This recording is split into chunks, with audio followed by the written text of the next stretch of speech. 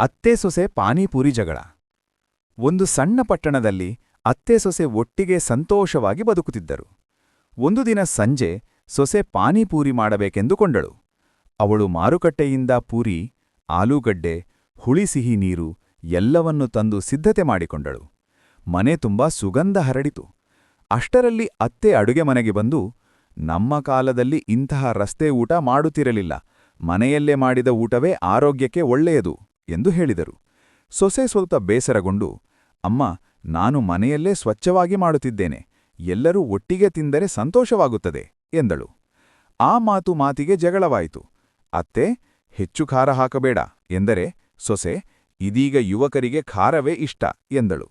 ಇಬ್ಬರು ಸ್ವಲ್ಪ ಸಮಯ ಮಾತಾಡದೆ ಕೂತರು. ಮನೆ ವಾತಾವರಣ ಗಂಭೀರವಾಯಿತು. ಆ ಸಮಯದಲ್ಲಿ ಮಗ ಮನೆಗೆ ಬಂದು ಪರಿಸ್ಥಿತಿ ಅರಿತುಕೊಂಡ. ಅವನು ಹಾಸ್ಯವಾಗಿ, ಇಂದು ಸ್ಪರ್ಧೆ ಮಾಡೋಣ, ಅಮ್ಮ ಒಂದು ರೀತಿಯಲ್ಲಿ ಮಾಡಿ ಸೊಸೆ ಇನ್ನೊಂದು ರೀತಿಯಲ್ಲಿ ಮಾಡಲಿ, ನಾವು ರುಚಿ ನೋಡೋಣ ಎಂದನು. ಅಂತಿಮವಾಗಿ ಇಬ್ಬರೂ ಸೇರಿ ಪಾನಿಪೂರಿ ತಯಾರಿಸಿದರು. ಎಲ್ಲರೂ ಸೇರಿ ತಿಂದಾಗ ಜಗಳ ಮರೆತು ನಕ್ಕರು. ಅತ್ತೆ ಸೊಸೆ ಪರಸ್ಪರ ಅರ್ಥ ಮಾಡಿಕೊಂಡರು.